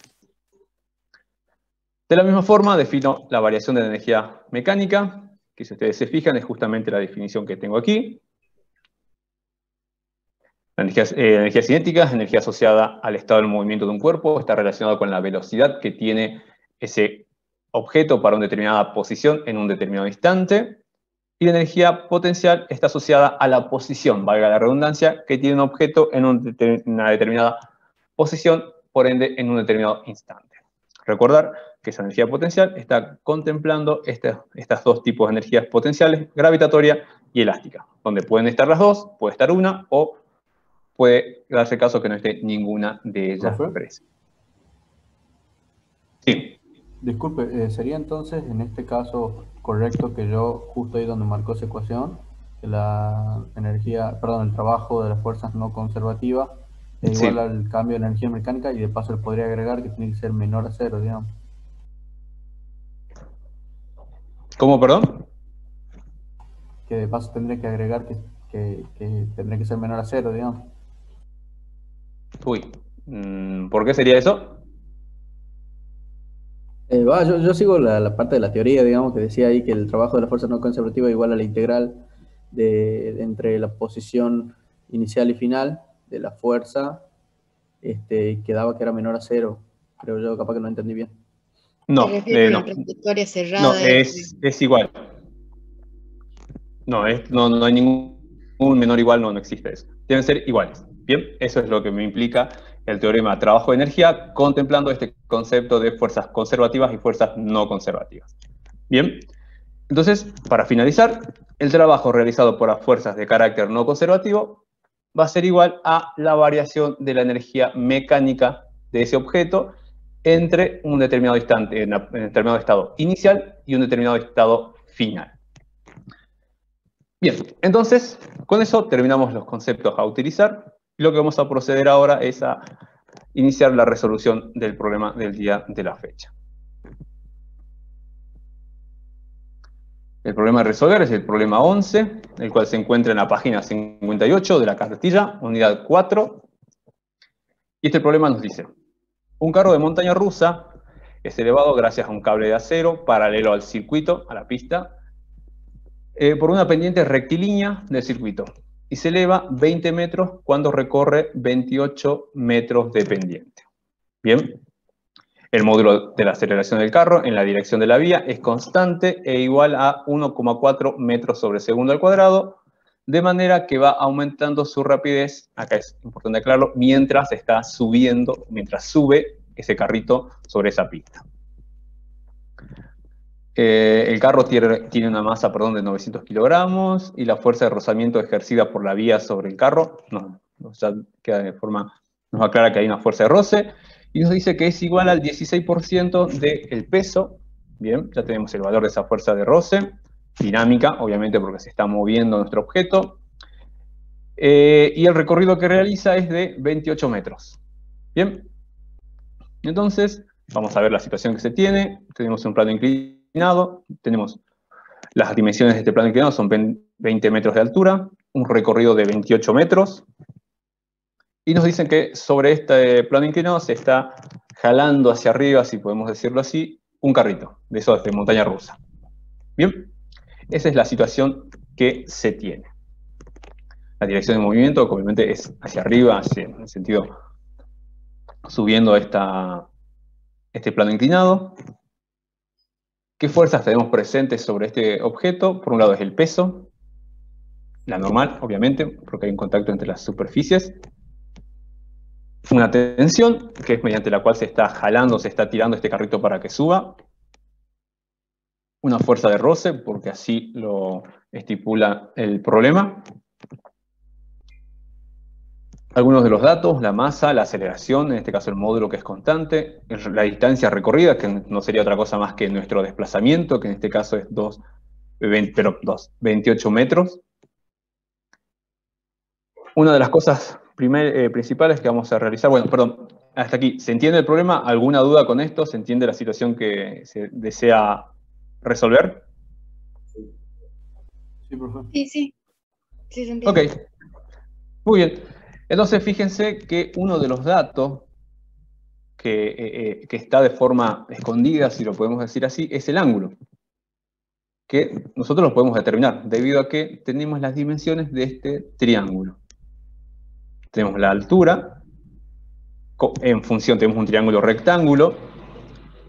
Este valor de 20 metros con respecto a este ángulo es el cateto opuesto, y este valor de 28 metros con respecto a este ángulo es la hipotenusa, en ese triángulo rectángulo que se forma este plano inclinado.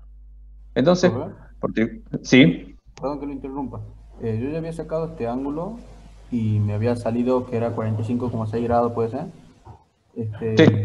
Y cuando yo tengo que, por ejemplo, calcular el trabajo del peso, ¿no? ¿Tendría que ser 90 más ese grado o 90 menos ese grado? Más. Ah, bien. Bien, determino ese ángulo, me da 45,58, lo puedo redondear a 45,6 directamente. Bien, entonces de esa forma ya tengo determinado el valor del ángulo. Bien, simplemente por relaciones trigonométricas, simplemente eso.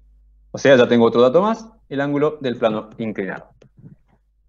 Y por último, como en todos los casos, voy a fijar mi sistema coordenado. Mi sistema de referencia estará anclado en tierra. Mi sistema coordenado será el famoso cartesiano XY, donde estará orientado siguiendo el plano de, valga la redundancia, de este plano inclinado. Bien, esa es la distribución. Por decirlo así, positivos en X en esta dirección, en la dirección de ascenso, negativo en dirección contraria, y el eje de la Y positivo, por decirlo de esta forma, hacia arriba, negativo hacia abajo. Muy bien, entonces demos un paso más adelante. Sigamos, vamos a ver qué nos pide en el inciso A.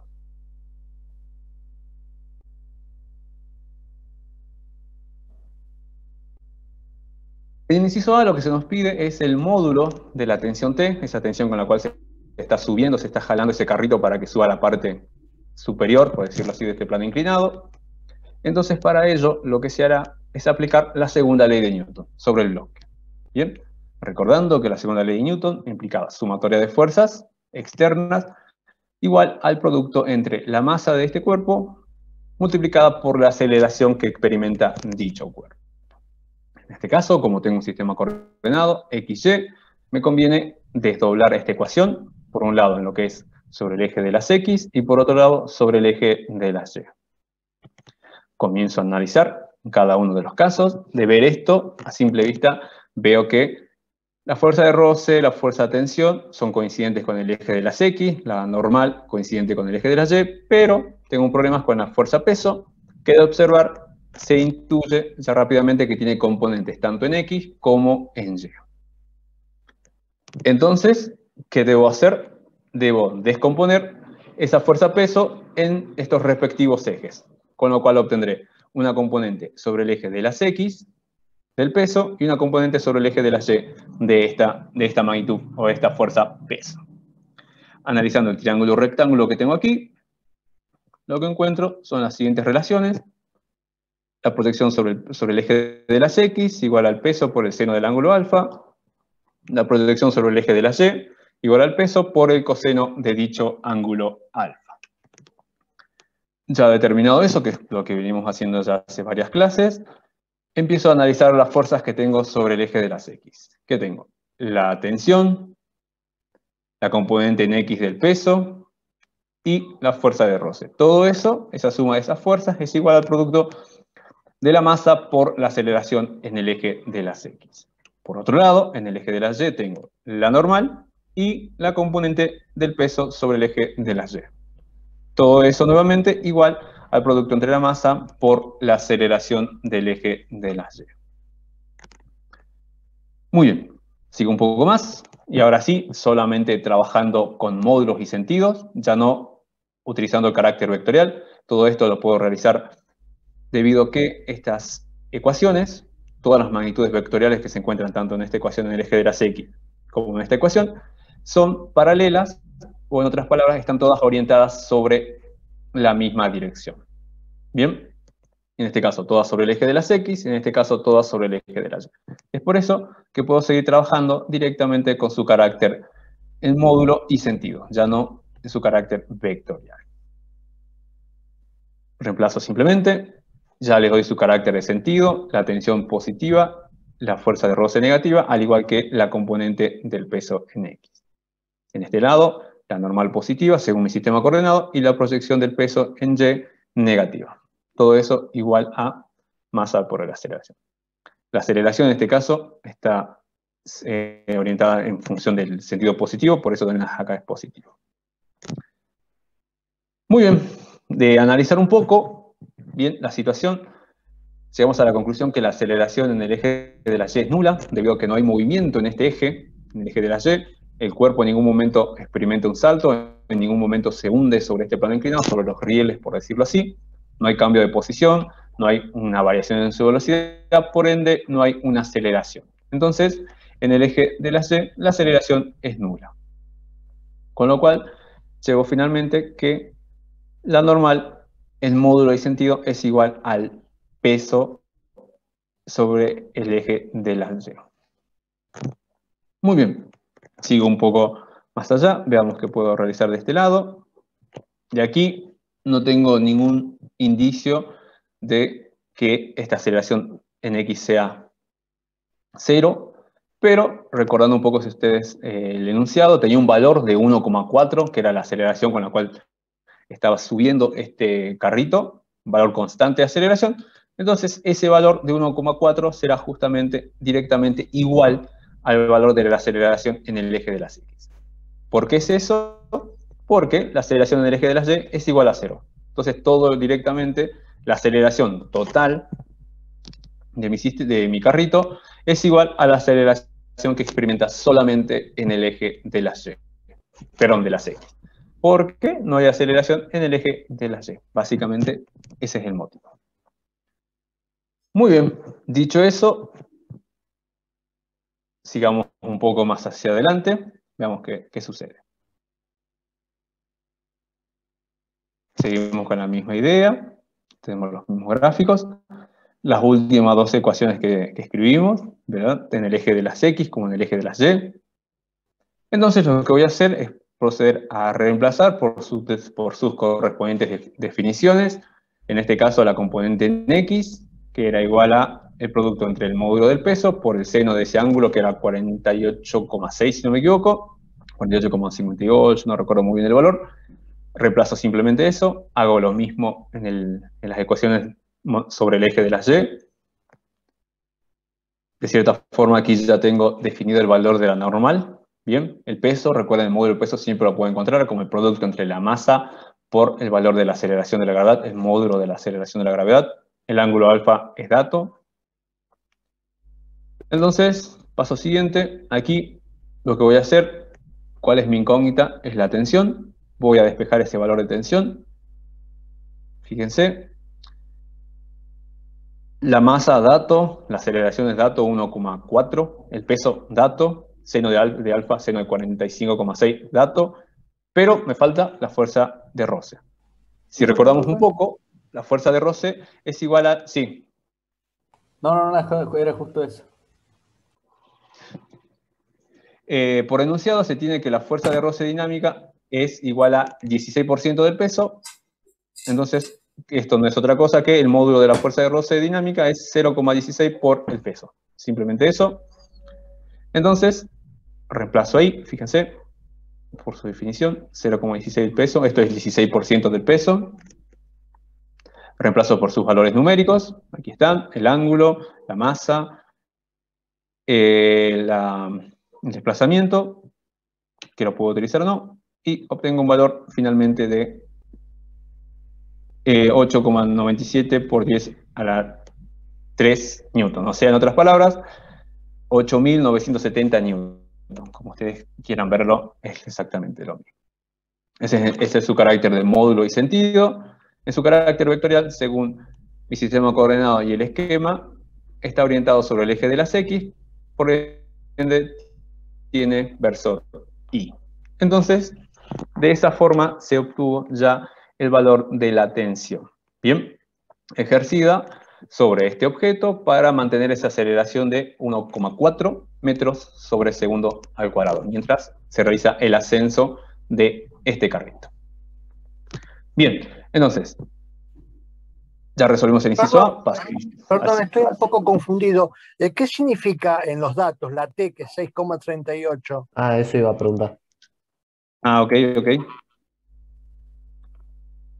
Nada, un error de tipeo. Ah, bien.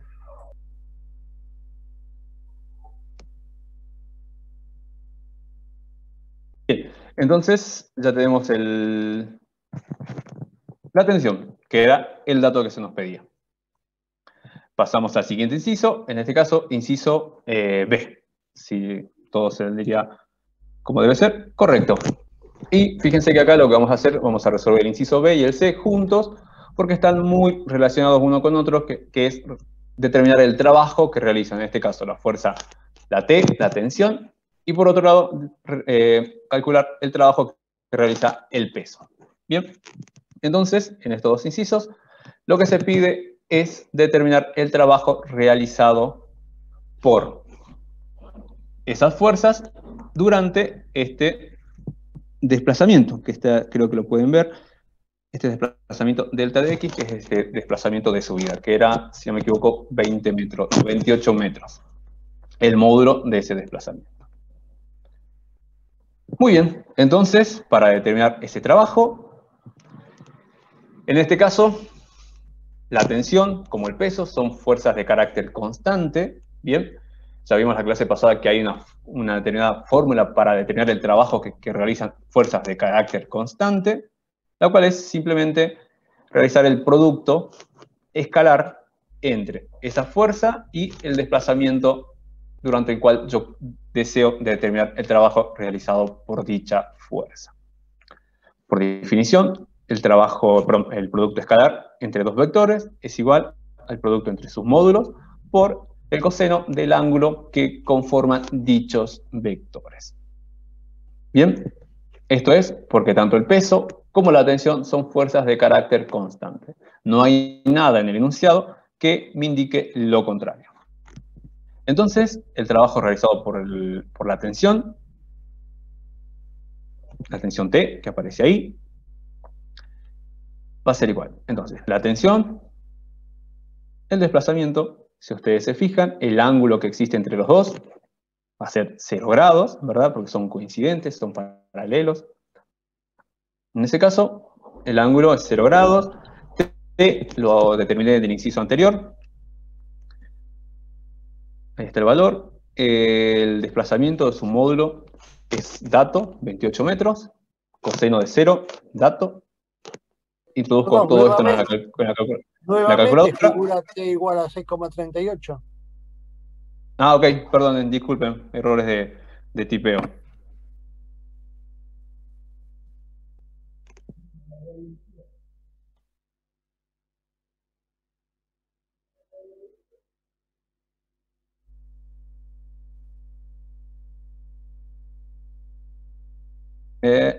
Ahí, perdón. Introducen todo esto en la calculadora y obtendremos finalmente como valores 2,51 por 10 a la 5 joules. Bien, ese es el trabajo que realiza la fuerza tensión en este caso durante este desplazamiento de 28 metros. Entonces, de esa forma ya se obtuvo el valor del trabajo realizado por esta fuerza tensión. Sigo un poco más. Ahora vamos a realizar el trabajo realizado por esta fuerza peso. Bien, fuerza peso aquí en rojo que aparece ahí. Entonces, vuelvo a dibujar estos dos vectores. El vector desplazamiento en la misma dirección, sentido ascendente si lo podemos llamar así. El peso. Y el ángulo, si ustedes se fijan de esta pequeña figura que tengo acá, el ángulo entre estos dos vectores va a ser 90 grados más el ángulo alfa. Bien, eso simplemente de analizar un poco de forma geométrica la situación que se presenta. Entonces va a ser 90 más esos 45,6, 45,58 grados. La misma definición. Recuerden que el peso también tiene una fuerza de carácter constante, o sea, puedo terminarla realizando directamente el producto escalar entre ese vector peso y ese vector desplazamiento. Entonces, el peso, el módulo del peso se determina como el producto entre la masa por el módulo de la aceleración de la gravedad, por el desplazamiento, por el coseno del ángulo que conforma estos dos vectores, 90 grados más ese ángulo alfa. Todo en ecuaciones de dato. Reemplazo, simplemente resuelvo y obtengo un valor, en este caso, de un trabajo realizado por el peso durante ese desplazamiento de 28 metros, de menos 1,76 por 10 a la 5 joules. Bien, entonces, de esta forma ya se determinaron los trabajos que realizan en ese desplazamiento la fuerza peso y la fuerza tensión sobre, en este caso, el carrito que está subiendo este plano inclinado. Muy bien, entonces, ya dicho esto, pasamos al siguiente inciso, que en este caso sería el inciso D.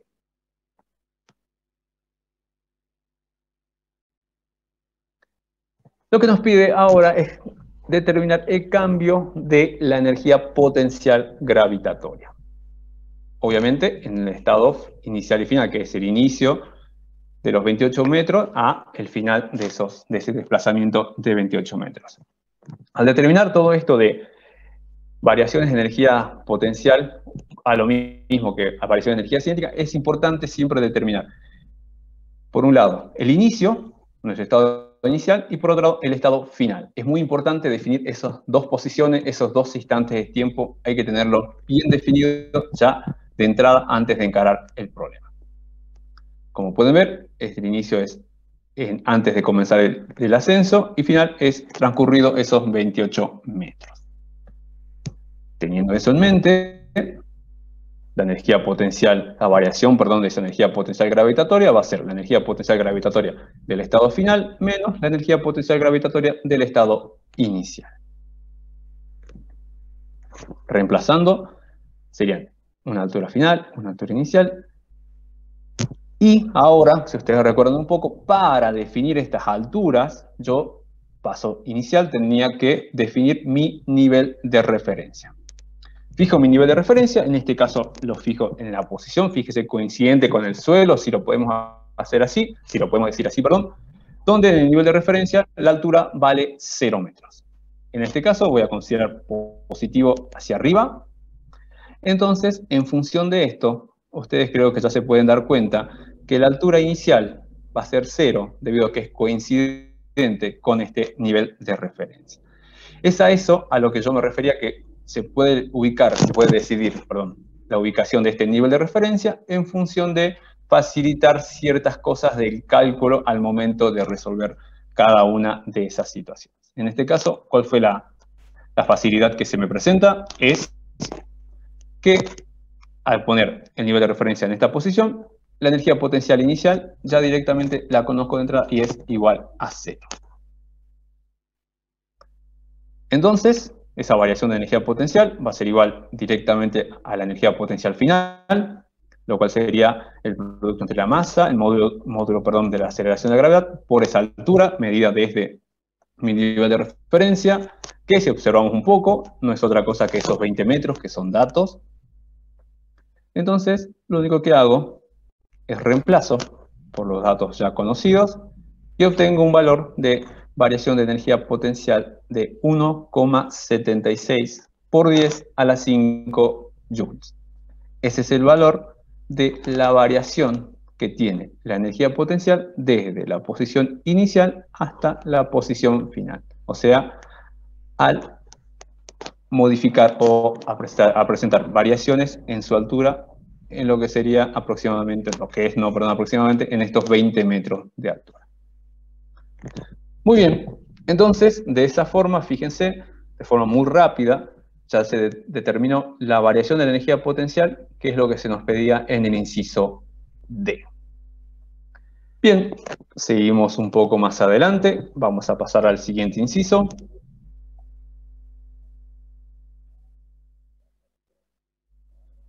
En este inciso nos pide el trabajo de la fuerza de roce, inciso E. Nuevamente, esta fuerza, en este caso fuerza de roce dinámica, es de carácter constante. Recordando que en el caso de fuerzas de carácter constante, el trabajo se puede obtener realizando el producto escalar entre la fuerza y el desplazamiento que se desee.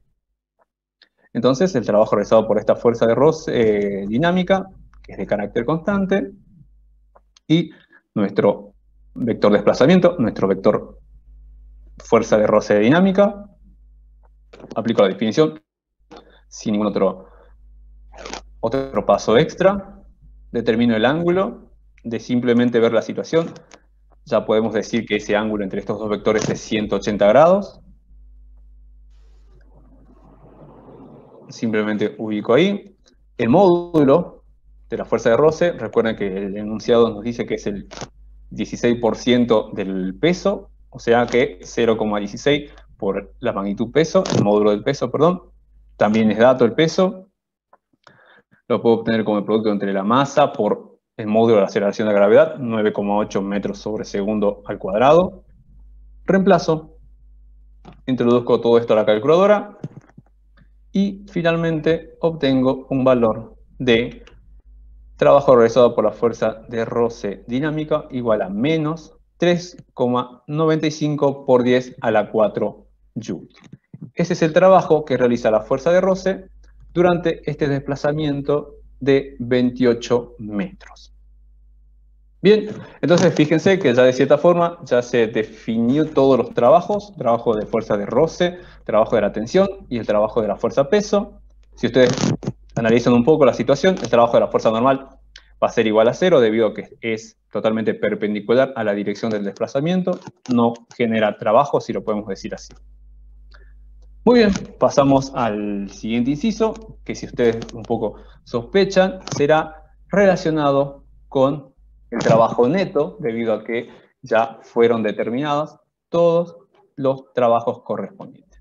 ¿Y qué nos pide en este inciso F? Comprobar que el trabajo neto es igual al cambio de la energía cinética del carro. Que no es otra cosa que comprobar la efectividad o que se comprueba el teorema trabajo y en variación de energía cinética.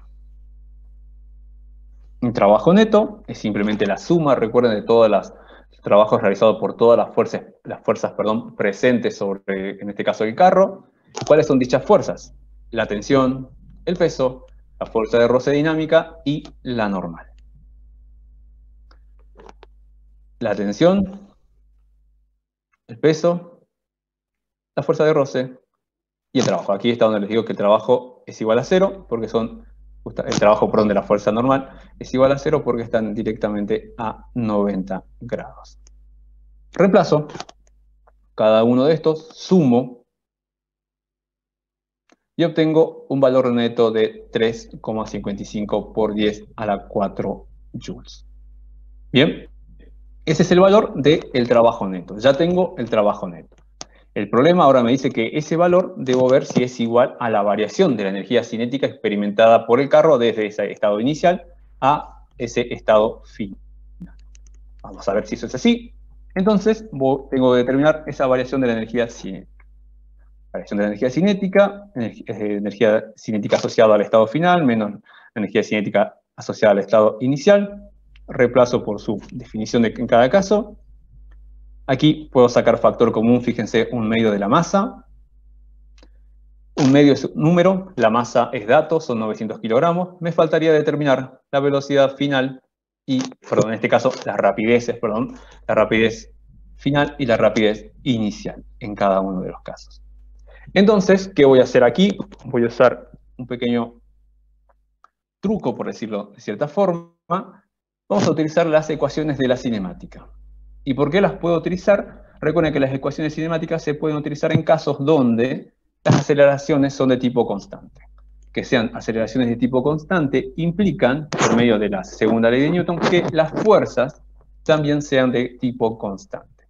Y como pudimos analizar, de todas las fuerzas presentes, la tensión, el peso, la fuerza de velocidad normal son todas de carácter constante, lo cual me va a implicar aceleraciones de tipo constante. Por ende, estoy habilitado a poder utilizar las ecuaciones de la cinemática.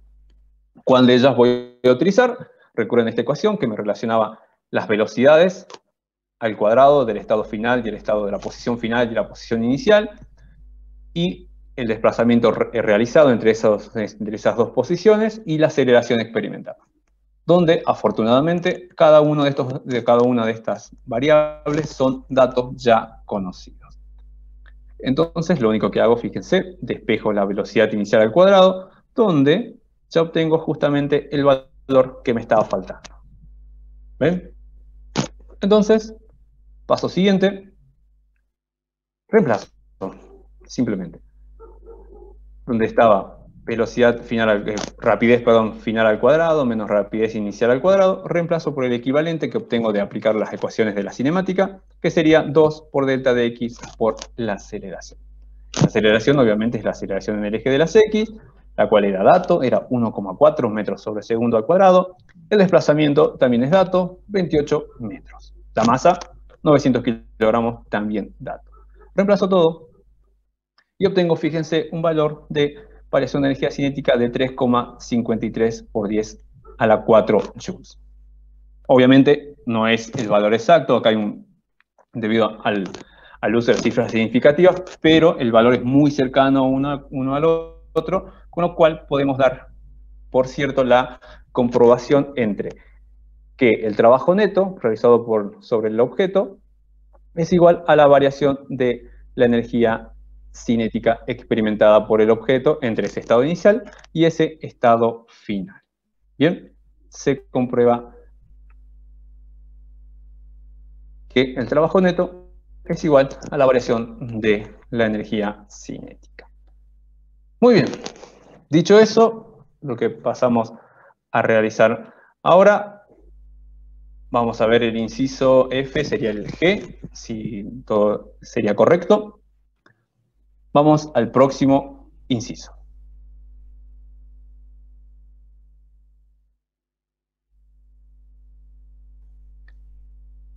Nos dice, determinar el cambio de energía mecánica del carro y comprobar que es igual a la suma algebraica del trabajo realizado por la fuerza, por la tensión y por la fuerza de roce.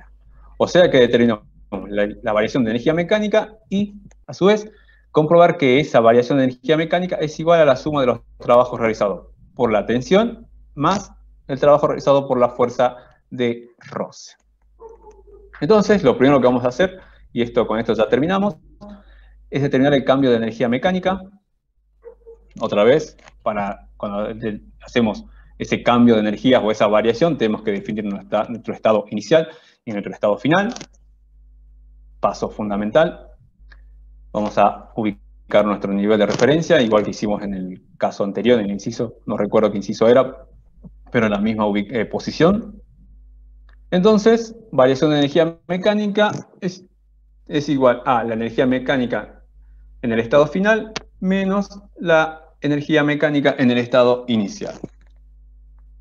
Donde, recuerden un poco de la parte introductoria, esa energía mecánica es igual a la suma de la energía cinética más la energía potencial asociada a cualquier instante o cualquier instante de tiempo. Teniendo eso en mente, reemplazo simplemente la energía mecánica en el estado final, energía cinética y energía potencial en el estado final, menos la energía mecánica en el estado inicial, energía cinética inicial, energía potencial inicial. Bien, teniendo eso en mente, reescribiendo un poco, reordenando un poco esto, simplemente, y lo que obtengo es, fíjense si ustedes recuerdan esto, es variación de energía cinética, y por acá, acá hay un menos, variación de energía potencial. Recuerden, en este caso, energía potencial gravitatoria, debido a que no tenemos presente en ningún momento ningún tipo de resorte o algo por el estilo, con lo cual se tenga que incluir las energías potenciales elásticas. Muy bien, entonces llegamos ahí, que la variación de energía mecánica es directamente igual a la suma de las variaciones de energía cinética más las variaciones de la energía potencial. Entonces, la variación de energía cinética ya fue encontrada en el inciso exactamente anterior, si no me equivoco, y la variación de energía potencial también fue encontrada en incisos anteriores. O sea que las variaciones tanto de energía cinética como de energía potencial entre este estado de inicio y este estado final ya fueron encontradas en los incisos anteriores, por ende, lo único que hago es reemplazar. Reemplazo y obtengo la variación de la energía mecánica entre este estado inicial y este estado final. Simplemente eso. ¿Qué valor obtengo de variación de energía mecánica? 2,11 por 10 a la 4 joules, directamente. Bien, entonces ya encontré la primera parte, que era determinar el cambio de la energía mecánica del carro. Paso siguiente, me dice que debo comprobar que este valor es igual a la suma algebraica entre el trabajo de la fuerza tensión más el trabajo de la fuerza de roce. Y eso es lo último que hacemos y con eso terminamos. La misma situación. Entonces, el trabajo realizado por estas dos fuerzas, que también ya fueron determinados, si ustedes recuerdan en los incisos anteriores, me pide que esta suma de estos dos trabajos debe ser igual a ese cambio en la energía mecánica, entre este estado inicial y ese estado final. Reemplazo y obtengo un valor de 2,11 por 10 a la 5 joules. El valor de la suma de los trabajos realizados por la fuerza de roce y por la fuerza tensión. Por otro lado, se tenía que la variación de la energía mecánica era 2,11 por 10 a la 5 joules. Como podemos ver, estos dos valores son iguales, entonces se comprueba que la sumatoria de los trabajos realizados por estas dos fuerzas, tensión y fuerza de roce dinámica, es igual a la variación de la energía mecánica. Esto no sería más que otra cosa, si ustedes recuerdan un poco del principio, es una consecuencia de que ya habíamos descubierto al inicio, que el trabajo realizado por las fuerzas no conservativas era igual a la variación de esa energía mecánica. ¿Cuáles son las fuerzas no conservativas? En este caso la tensión, la fuerza de roce, y también podríamos sumar a la normal, pero en este caso la normal, su trabajo es 0. Bien, por eso, para hacerlo más completo, quizás aquí tendría que ser trabajo de la fuerza tensión, trabajo de la fuerza de roce, más trabajo de la fuerza normal. De todas formas, se cumpliría porque el trabajo realizado por la normal es igual a 0. Y con eso, está resuelto el problema. ¿Alguna consulta, alguna duda que quieran realizar? Ustedes me dicen. ¿Podría volver a la diapositiva 13? Profe,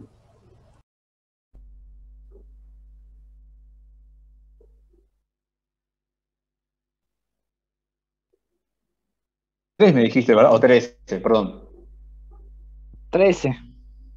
Ah, perdón, gracias. Yo estaba volviendo muy adelante. 7, 8.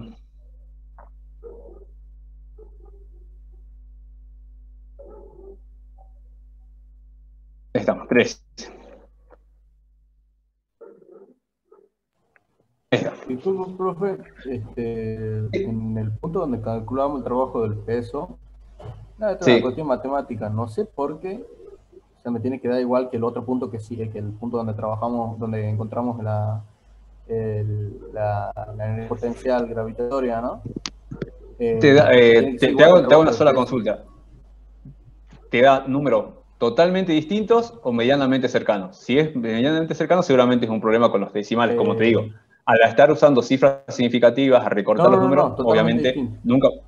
Ah, entonces es un problema. No... ¿En claro, qué problema, perdón? Exactamente los mismos valores, ¿no? Es el punto C. Creo que tenés punto C, vamos a ver. Sí, el punto C y D. Esos dos tienen que dar exactamente los mismos valores, se supone. Pero me da, en el peso, con exactamente todos los valores correspondientes, digamos, me da como 218.000, digamos.